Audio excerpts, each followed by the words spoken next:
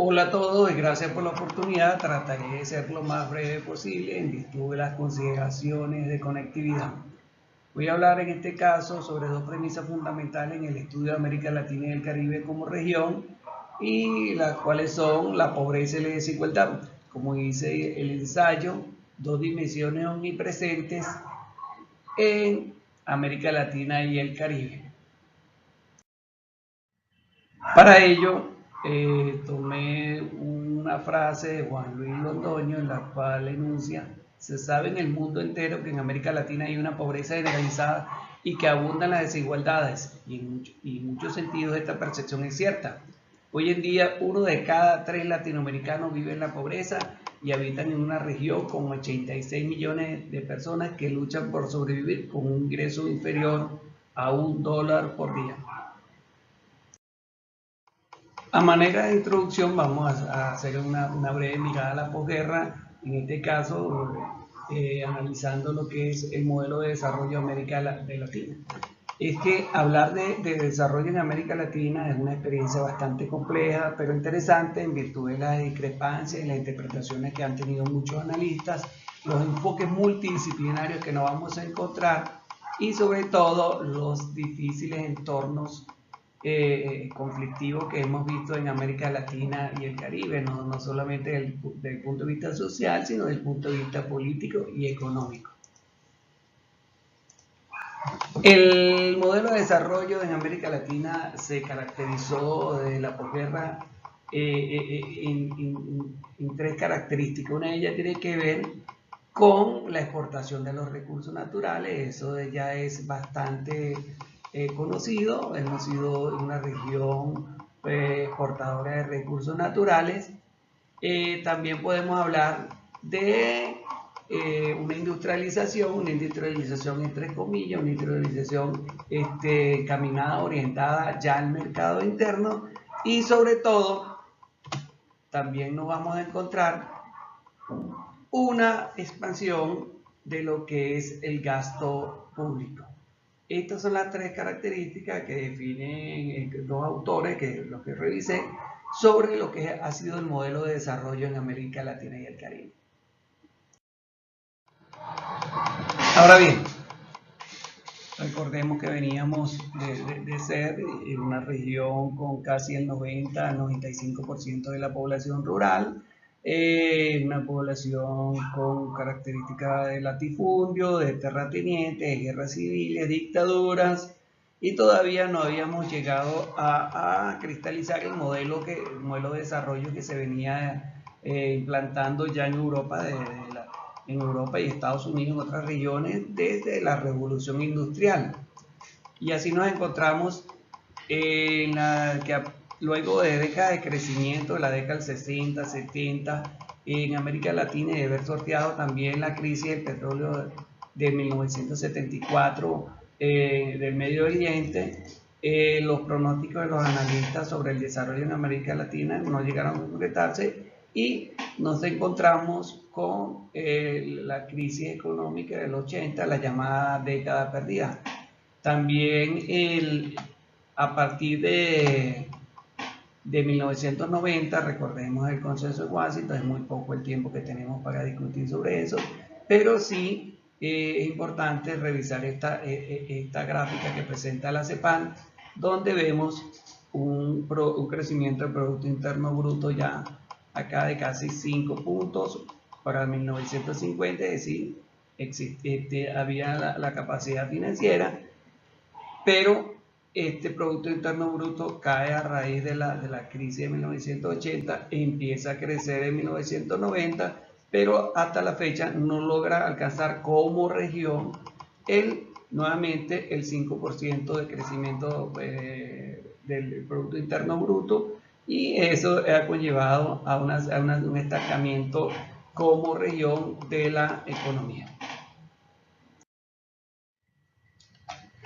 La historia de la desigualdad interna en América Latina y el Caribe es una historia bastante compleja y diversa, que ha estado vinculada a este proceso histórico y el juvenil del desarrollo, como hemos venido hablando, y ha mostrado patrones ya diferentes en la región. Entre 1960 y el 90 nos encontramos acá con un descenso casi del imperceptible, ya del 0,25% de la media de la concentración de la riqueza de los más ricos, así como un descenso en el caso de la desigualdad. Pero ¿qué es lo importante de esta gráfica, de este dibujo que estamos encontrando? Vamos por aquí brevemente, rápidamente a mostrar cómo, de acuerdo al coeficiente de Gini, el 80% de las riquezas están concentradas en el 20% de la población, mientras que apenas el 20% de las riquezas son las que están en manos del 80% de la población. Aquí prácticamente vemos cómo los índices de desigualdad son bastante marcados en la región. También nos encontramos que esta desigualdad, como lo dice el Banco Mundial, esta desigualdad aunada a un crecimiento mediocre de la economía en América Latina y el Caribe, lo que ha traído consigo es el aumento de la pobreza. Pobres a pesar de ser ricos. Este fue el subtítulo que coloqué a este apartado, y es que, tal como lo dice Amartya Sen, en la persistencia de la pobreza en países con riqueza es una paradoja que necesita ser explicada, pero que es difícil a veces de entender. Y esto tiene que ver también con nuestro modelo de desarrollo. Hay un informe de la CEPAL del 2000 donde señala que los países en América Latina y el Caribe necesitaban seguir obteniendo ingresos a través de la exportación, pero estos productos tuvieron en el mercado internacional un decrecimiento, una baja considerable. Entonces, ¿qué fue lo que pasó? Con menos dinero disponible, los gobiernos latinoamericanos se vieron en necesidad de comprar en el extranjero los bienes que requerían para lograr un desarrollo equilibrado. Pero ¿qué pasó? En la medida que aumentaron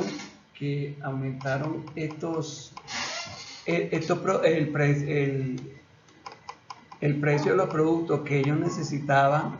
para cubrir sus necesidades, este poco dinero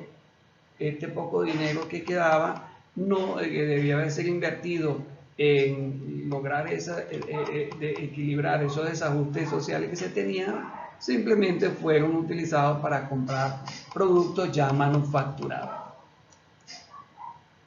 También nos encontramos, Londoño, un estudio de Juan Luis Londoño nos habla en el año 95 de que para esa fecha el 35% de la población de América Latina y del Caribe se encontraba por debajo de la línea de pobreza y un 18% por debajo de la línea de pobreza extrema. Ya para el 2016 la CEPAL elaboró un informe donde dice que para esa fecha 186 millones de latinoamericanos se encontraban en la pobreza, es decir, el 30,7% de la población, y en pobreza extrema 61 millones de personas, es decir, el 10% de la población. Cifras bastante elocuentes y que no se diferencian mucho de las cifras de Londoño del año 95, en virtud de que, recordemos, década perdida, década de los 80, también se habla de la década perdida de los 90, a pesar del crecimiento económico, no hubo una inversión en lo que es cubrir esas brechas sociales que existían. Es importante que entendamos cuando analizamos lo que es la pobreza, de que con la nueva modalidad ahora, con el nuevo método de estudio de la pobreza a través de una medición multidimensional, nos encontramos, si teníamos pobreza monetaria, la pobreza por el ingreso de $1 al día, ¿cómo nos encontramos ahora cuando analizamos la pobreza ahora desde una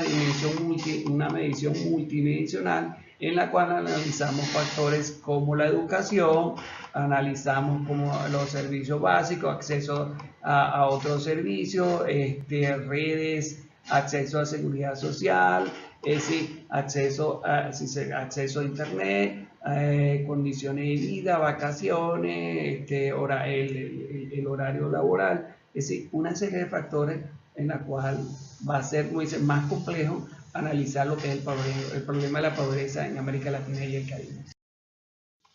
Como conclusiones, coloqué un futuro incierto, y es que verdaderamente el futuro de América Latina y el Caribe no está bastante claro, a pesar que ya estamos en el siglo XXI, la cuarta revolución industrial, es decir, la era de la digitalización, pero todavía tenemos bastantes incógnitas. En cuanto a que es una región compleja y paradigmática, esto tiene que ver con que la pobreza y la desigualdad han sido dos constantes que han impactado históricamente desde la colonia. Tal vez sus causas reposan, como lo digo más adelante, en esas relaciones sociales que ya se tenían desde la colonia y que se han materializado en esas estructuras oligárquicas de poder, desde la república hasta llegar hasta los primeros indicios de democracia y desarrollo. A pesar de los avances, continuamos estancados, y es que, como hemos visto, América Latina ha tenido unos periodos de crecimiento, pero también ha tenido este comportamiento. Al periodo de crecimiento, vuelve a crecer, se estanca, el Producto Interno Bruto ahorita para el 2019 se estima no va a pasar como región del 5%, y eso es la meta que quiere el Banco Mundial, los organismos internacionales, para lograr un equilibrio que permita ser invertido en la reducción de la pobreza y la desigualdad. Cumplir con los objetivos de desarrollo sostenible, los informes que se han presentado anualmente no se observa un avance significativo. Y por último, esta inestabilidad política, los intentos fallidos de integración regional y estos experimentos de desarrollo no han logrado reducir la enorme deuda social que se tiene en América Latina, y la cual requiere más que promesa si se quiere lograr cambios significativos. Bueno, muchísimas gracias. Creo que me excedí un poquito el tiempo, pero el tema es bastante complejo. Mil gracias a todos.